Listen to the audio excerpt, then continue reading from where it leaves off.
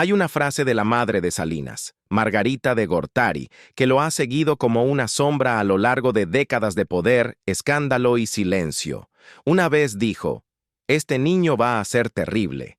Se le mete una idea en la cabeza y la consigue. Pero claro, no debe enojarse, porque entonces es capaz de cualquier cosa.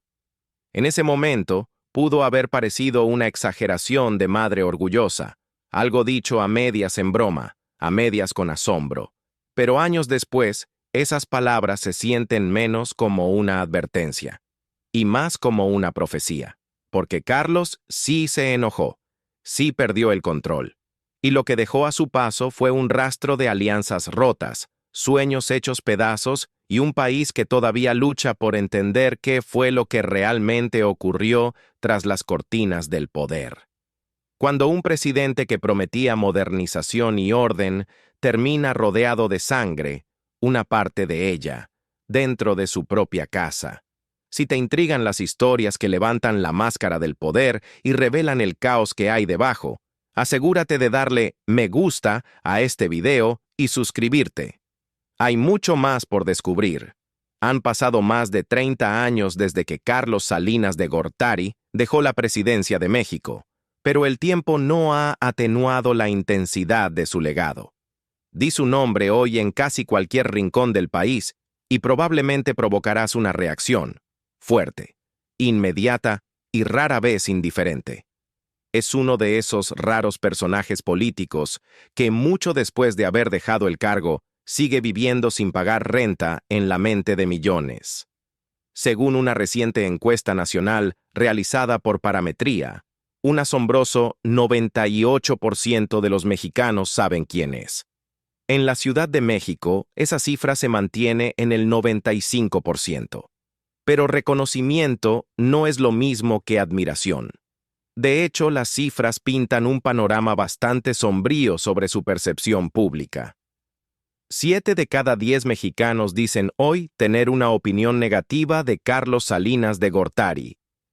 Y si se enfoca solo en la Ciudad de México, el rechazo es aún más marcado.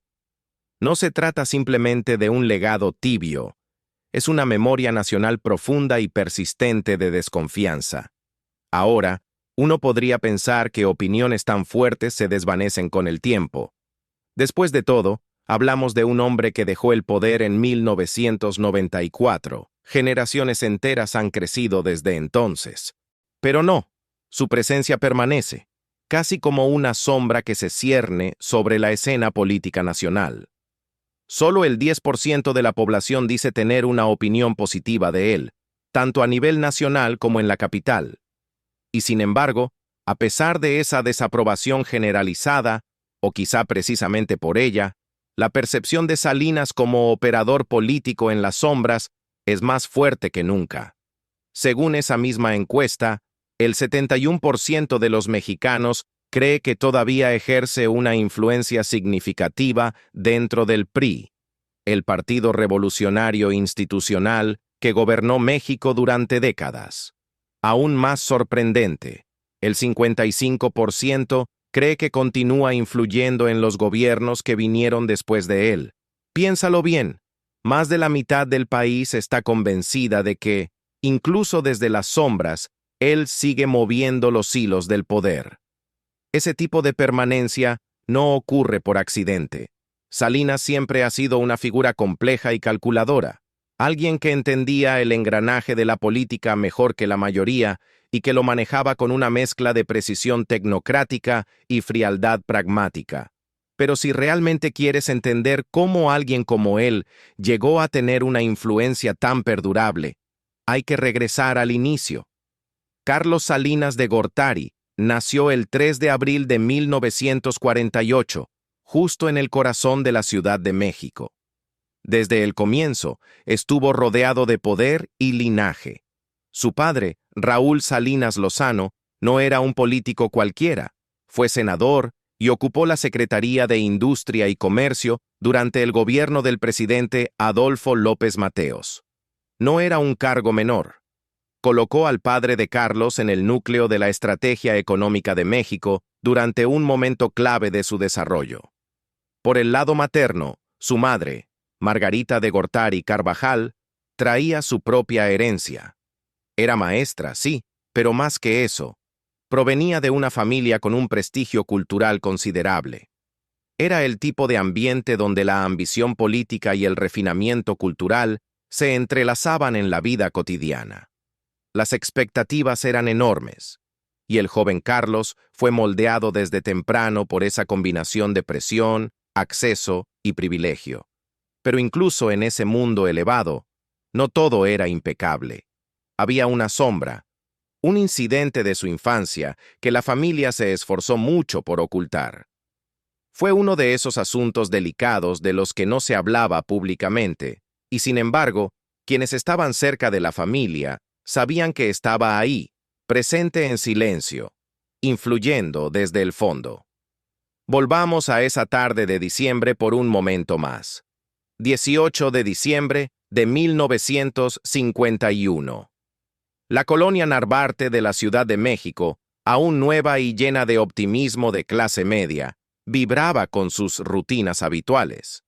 Familias instalándose después de comer, empleadas barriendo los pisos, madres haciendo mandados, y niños, siempre niños, corriendo por las aceras, inventando juegos con lo que encontraran.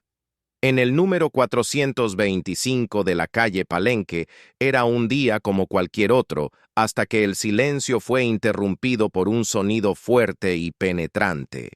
Un disparo. Algo totalmente inesperado. Un ruido tan fuera de lugar que los vecinos salieron a la calle, sin saber bien qué habían oído. Pero dentro de esa casa, algo irreversible acababa de suceder. Algo que nunca abandonaría del todo a la familia que vivía ahí, sin importar lo alto que llegaran en la vida pública. Dentro de la casa había 3 niños pequeños: Carlos Salinas de Gortari, de apenas 4 años, su hermano Raúl, de 5, y un amigo de 8 años llamado Gustavo Rodolfo Zapata. Los 3 jugaban, perdidos en la imaginación. No estaban peleando por juguetes ni discutiendo por turnos. Jugaban a la guerra. En su mente eran soldados, héroes, haciendo lo que creían que hacen los héroes: apuntar, disparar, ganar. Solo que no sostenían palos ni pistolas de juguete. De algún modo, habían encontrado un arma real, un rifle calibre .22. Y a solo unos pasos de ellos estaba Manuela, una niña indígena de 12 años que llevaba pocas semanas trabajando como empleada doméstica en la casa. Los niños apuntaron y dispararon. La bala impactó a Manuela en la cara, atravesándole el pómulo izquierdo y alojándose fatalmente en su cráneo. No hubo advertencia, ni discusión, ni explicación. Un momento estaba limpiando y al siguiente yacía en el suelo, sin vida. La única adulta en la casa en ese momento era otra trabajadora doméstica, María Torres Garrido. Estaba en la azotea, lavando ropa, una tarea que requería tiempo y atención. Cuando bajó, lo primero que notó fue el silencio, ese tipo de silencio que se siente antinatural. Caminó por las habitaciones y entonces lo vio: sangre, un rastro de sangre, un cuerpo. Manuela estaba muerta y los niños estaban cerca, inquietantemente tranquilos.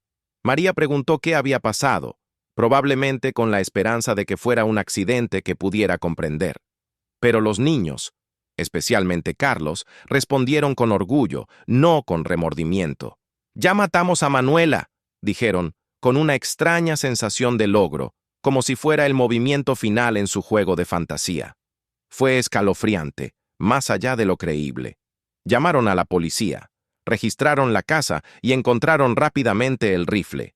La trayectoria de la bala confirmó que se había disparado desde el pasillo. No había duda, vino desde dentro de la casa. El arma era real, estaba cargada y al alcance de los niños. Entonces la pregunta se volvió inevitable. ¿Por qué un rifle estaba al alcance de 3 niños pequeños? La respuesta no tardó en llegar. Margarita de Gortari, la madre de los niños, había salido de la casa alrededor de las 11 de la mañana para hacer unos mandados. Había dejado a los niños al cuidado de Manuela, sin imaginar lo que sucedería en su ausencia. Cuando regresó poco más de una hora después, ni siquiera le permitieron entrar a su propia casa. La policía ya estaba ahí. Los vecinos se habían reunido afuera. La escena se había convertido en un espectáculo. En su declaración, Margarita explicó que el rifle pertenecía a su esposo, Raúl Salinas Lozano, un abogado respetado que más tarde sería secretario de Industria y Comercio durante la presidencia de Adolfo López Mateos. Según ella, el arma se guardaba en un closet, supuestamente fuera del alcance de los niños. Pero los niños son curiosos, exploran, imitan, y en este caso, esa curiosidad terminó en tragedia. Si los niños sabían que el arma era real, o si alguien les había hablado de ella antes, nadie pudo decirlo con certeza.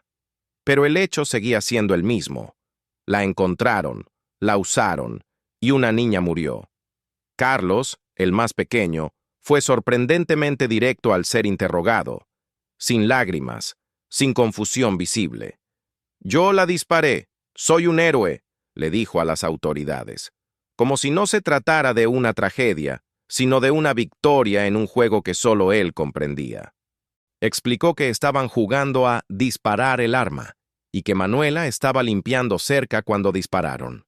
Su tono, sus palabras, eran casi demasiado calmadas para las circunstancias. Es difícil no detenerse ahí, no imaginar qué pasaba por su joven mente y qué podría haber moldeado al hombre en que se convertiría más adelante. María Torres Garrido también dio su testimonio. Insistió en que no había visto el incidente. Estaba demasiado concentrada en sus quehaceres. Admitió que normalmente vigilaba a Manuela, pero esa tarde bajó la guardia. Cuando finalmente fue a revisar, ya era demasiado tarde. Manuela estaba muerta. ¿Y los niños? Seguían fingiendo ser héroes en su campo de batalla privado, aparentemente ajenos a, o desconectados de, las consecuencias de lo que habían hecho. Casi suena ficticio, ¿no? Como algo sacado de las páginas de una novela gótica o un thriller psicológico. Pero no lo es. Es real, sucedió. Y lo más asombroso, ese niño, Carlos Salinas de Gortari, llegó a ser presidente de México. De 1988 a 1994, lideró al país durante una era de cambios económicos radicales, privatizaciones, el Tel-Can y una profunda tensión política. Su presidencia estuvo marcada tanto por reformas ambiciosas como por controversias profundas. Para algunos, fue un visionario. Para otros, un manipulador envuelto en un barniz tecnocrático. El año era 1988. México acababa de atravesar más de una década de inestabilidad económica. Inflación, devaluación, desempleo, todo estaba ahí, y las familias sufrían. Y el partido gobernante en ese momento, el PRI, esa maquinaria política que llevaba generaciones en el poder, empezaba a mostrar grietas en sus cimientos. Por primera vez en la historia moderna de México, había una posibilidad real, una posibilidad verdaderamente viable, de que alguien fuera del PRI ganara la presidencia. Y ese alguien era Cuauhtémoc Cárdenas. Cárdenas no era cualquiera. Era hijo del expresidente Lázaro Cárdenas, un hombre aún venerado por su legado nacionalista. Cuauhtémoc cargaba con un peso simbólico, una promesa de reforma, de recuperar la voz del pueblo. Su campaña cobró fuerza de una forma que el PRI no había anticipado. La noche de las elecciones, el 6 de julio de 1988, la gente estaba pegada a sus radios, televisores, escuchando los primeros resultados. Se sentía eléctrico. El país estaba tenso pero esperanzado. Y entonces, de repente, el sistema se apagó. Literalmente. Las computadoras utilizadas por la Comisión Federal Electoral para contar los votos, bajo la supervisión del secretario de Gobernación, Manuel Bartlett Díaz, fallaron repentinamente. Un misterioso colapso, justo en el momento en que el conteo mostraba a Cárdenas a la cabeza. El sistema simplemente se detuvo, sin explicaciones, sin advertencias, solo silencio. Y cuando los números reaparecieron horas después, sorpresa, Carlos Salinas iba ahora al frente. Esa noche, 3 candidatos de oposición, Cuauhtémoc Cárdenas, Manuel Cloutier y Rosario Ibarra de Piedra, marcharon directamente hacia la Secretaría de Gobernación. Se plantaron frente al edificio y denunciaron lo que llamaron un robo, un fraude electoral a plena vista. Y en todo el país, la gente salió a las calles. Estallaron manifestaciones. La gente no solo se sintió decepcionada, se sintió traicionada. Aún así, se publicaron las cifras oficiales. 50% del voto para Salinas, 31% para Cárdenas y 17% para Cloutier. Y así, pese a toda la indignación, pese a las protestas, el Colegio Electoral declaró a Salinas presidente constitucional el 10 de septiembre de 1988. El fallo fue publicado en el Diario Oficial días después, y así quedó sellado. La última elección presidencial validada por el Poder Legislativo, y probablemente una de las más controvertidas en la memoria nacional. Ahora, aquí es donde las cosas se tornan aún más inquietantes. Las boletas de esa elección, la prueba física de la voluntad del pueblo, nunca se hicieron públicas. La oposición exigió verlas, exigió un recuento, pero en 1992, la Cámara de Diputados, aún dominada por el PRI, votó para destruirlas, así, sin más, desaparecidas, con el apoyo, increíblemente, del coordinador parlamentario del PAN, Diego Fernández de Ceballos. Fue una decisión bipartidista, para borrar las pruebas. Incluso años después, figuras prominentes del PRI como Miguel de la Madrid y Beatriz Paredes admitirían que sí, hubo irregularidades. Pero para entonces, el daño ya estaba hecho. Salinas estaba en el poder. Y durante su sexenio, el país sería transformado de maneras que aún hoy nos afectan. Salinas impulsó profundas reformas económicas. Sacó adelante el TLCAN, el Tratado de Libre Comercio de América del Norte, vinculando la economía de México con la de Estados Unidos y Canadá como nunca antes. Privatizó una cantidad abrumadora de empresas estatales, incluido el sistema bancario. Lanzó el Programa Nacional de Solidaridad, con el objetivo de reducir la pobreza, y restableció relaciones diplomáticas con el Vaticano, algo que ningún presidente había hecho en más de un siglo. Pero estos cambios tuvieron un costo. La desigualdad no desapareció. El poder siguió concentrado. Y la corrupción. Bueno, la corrupción nunca se fue de la habitación. Salinas también fue el último presidente al que se le otorgó una partida presupuestal secreta. Sí, una línea literal en el presupuesto nacional que no tenía que ser justificada ni verificada. Después de su mandato, la llamada partida secreta desapareció de la presidencia como tal. El gasto oculto no desapareció, simplemente cambió de manos. Luego vino la verdadera caída en desgracia. Apenas unas semanas después de que Salinas dejara el cargo, el 28 de febrero de 1995, su hermano Raúl Salinas de Gortari fue arrestado. Los cargos: corrupción, evasión fiscal, tráfico de influencias, y lo más explosivo, haber orquestado el asesinato de su excuñado, el diputado federal José Francisco Ruiz Massieu. Fue el escándalo definitivo, de esos que parecen demasiado retorcidos para ser reales. Carlos Salinas estaba furioso. Acusó al gobierno, específicamente al presidente Ernesto Zedillo, de haber montado toda la operación. El 1 de marzo de 1995, Salinas inició una huelga de hambre. Sí, el expresidente, en su momento el hombre más poderoso del país, se encerró durante 36 horas y se negó a comer. Afirmó que estaba siendo linchado por la prensa y traicionado por su propia familia política. Unos días después, salió del país, en silencio, voluntariamente.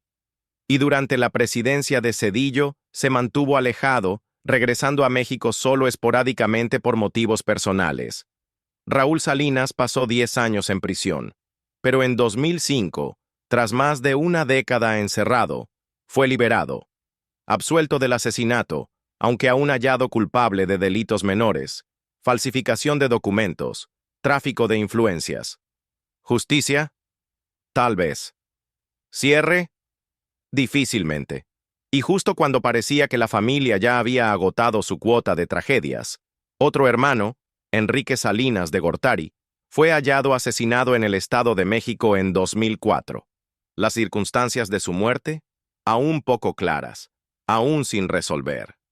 Otro capítulo oscuro en una historia familiar que parece casi sacada de una tragedia de Shakespeare. Y quizás, en aquel entonces, no imaginaron que un capítulo enterrado de su pasado, ese episodio trágico y violento, un día sería rescatado de los archivos de Excelsior, desempolvado por publicaciones como Forbes y devuelto al centro del escenario. Pero así fue. No porque el mundo lo haya olvidado, sino porque hay heridas que nunca cierran y verdades que se niegan a ser enterradas. Forbes, la revista estadounidense de negocios, hurgó en el doloroso pasado político de México y nos recordó algo escalofriante. Raúl no es el único miembro de su familia cuyo legado está manchado de sangre. Era el 23 de marzo de 1994. Un día que comenzó con fanfarria y esperanza y terminó en silencio e incredulidad. Luis Donaldo Colosio, el candidato presidencial oficial del PRI, hacía campaña en Lomas Taurinas, una colonia humilde y trabajadora de Tijuana. Estaba rodeado de gente, seguidores entusiastas, curiosos, niños aferrados a sus padres, algunos esperanzados, otros indiferentes, pero para Colosio era un paso más hacia lo que parecía una presidencia inevitable. Y luego, tan rápido como había surgido la esperanza, se hizo trizas. 2 disparos se escucharon, uno a la cabeza. La multitud gritó, el caos estalló, y allí, en medio del polvo y la confusión, cayó el hombre que muchos creían que transformaría la nación. Su asesino, Mario Aburto Martínez, fue capturado en el lugar, con el revólver en la mano. Al día siguiente, 24 de marzo, se declaró Día de Luto Nacional. La bandera mexicana ondeó a media asta en todo el país, pero ningún acto simbólico podía ocultar el shock, la furia o la tristeza. 6 días después, el PRI anunció al sustituto de Colosio, Ernesto Zedillo Ponce de León. Así, de un plumazo, un futuro fue borrado, y otro apresurado lo reemplazó, uno que ya no cargaba la misma promesa. Pero a puerta cerrada, la historia estaba lejos de resolverse, porque por mucho que la nación quisiera llorar, otros empezaron a preguntarse qué había pasado realmente en Lomas Taurinas. ¿Quién se benefició con la muerte de Colosio? ¿Y quién pudo haber sabido qué ocurriría? ¿Juan Velázquez, el abogado penalista conocido por defender a figuras poderosas, estuvo cerca de esta tragedia? Representó a Diana Laura Riojas, la viuda de Colosio. A pesar de su dolor y de su lucha contra el cáncer, Diana Laura le confió a su abogado, Juan Velázquez. No creía que Salinas hubiese ordenado el asesinato de Colosio, pero estaba convencida de que lo había permitido. Colosio siempre había sido su hombre, leal y moldeado por su influencia. Pero a medida que estallaban las luchas internas de poder, especialmente con Manuel Camacho Solís, Salinas se volvió frío. La tensión previa al asesinato era palpable, y Diana Laura le guardaba rencor a Salinas por no proteger a su esposo cuando más lo necesitaba. Para Velázquez, el asesinato de Colosio no fue solo una pérdida personal. Fue un punto de quiebre para toda la nación. Sostuvo que con la muerte de Colosio se vino abajo la visión económica de Salinas. La crisis del peso que siguió, el infame error de diciembre, sumió a México en el caos financiero. Sin un sucesor de confianza, Salinas tuvo que aceptar a Zedillo, un hombre que luego desmantelaría su legado y derrumbaría a su círculo más cercano. La investigación se prolongó, pasó de un fiscal especial a otro, algunos competentes, otros ridículos. Se convirtió en un desastre, especialmente bajo Pablo Chapa Besanilla, conocido por tácticas bizarras, incluso místicas. Finalmente, Luis Raúl González Pérez restauró algo de orden. Su veredicto final: Mario Aburto actuó solo. Disparó los tiros fatales con un revólver Taurus. La balística coincidía. Los testigos confirmaron. Aburto confesó. Caso cerrado. Oficialmente. Aún así, muchos dudaron. ¿Cómo podía un asesino solitario alterar el rumbo de todo un país? Especialmente cuando la víctima había dejado de seguir el guión que le había escrito el hombre más poderoso de México. Incluso Velázquez reconoció que una tragedia así siempre invitaría a la sospecha. Porque cuando una sola muerte cambia una nación, la conspiración se vuelve imposible de silenciar. Los tribunales podrán haber exonerado a Carlos Salinas, pero el pueblo nunca lo hizo. Las encuestas mostraban que el 64% de los mexicanos lo creían culpable, no necesariamente en el sentido legal, sino moral, político. Lo responsabilizaban por la corrupción, la traición, el colapso económico y la sangre derramada bajo su mandato. Esta no era la imagen que Salinas quería dejar. Él realmente creía que la historia lo colocaría entre los grandes líderes de México. Entonces, ¿fue Carlos Salinas un líder visionario desbordado por el caos? ¿O un hombre que construyó su imperio sobre silencios, secretos y sacrificios? La historia quizá nunca lo defina del todo, pero las cicatrices de su presidencia siguen siendo visibles hoy. Si esta historia te conmovió o te hizo ver las cosas desde otra perspectiva, dale like, suscríbete y acompáñanos mientras seguimos desenterrando las verdades que el poder intentó ocultar.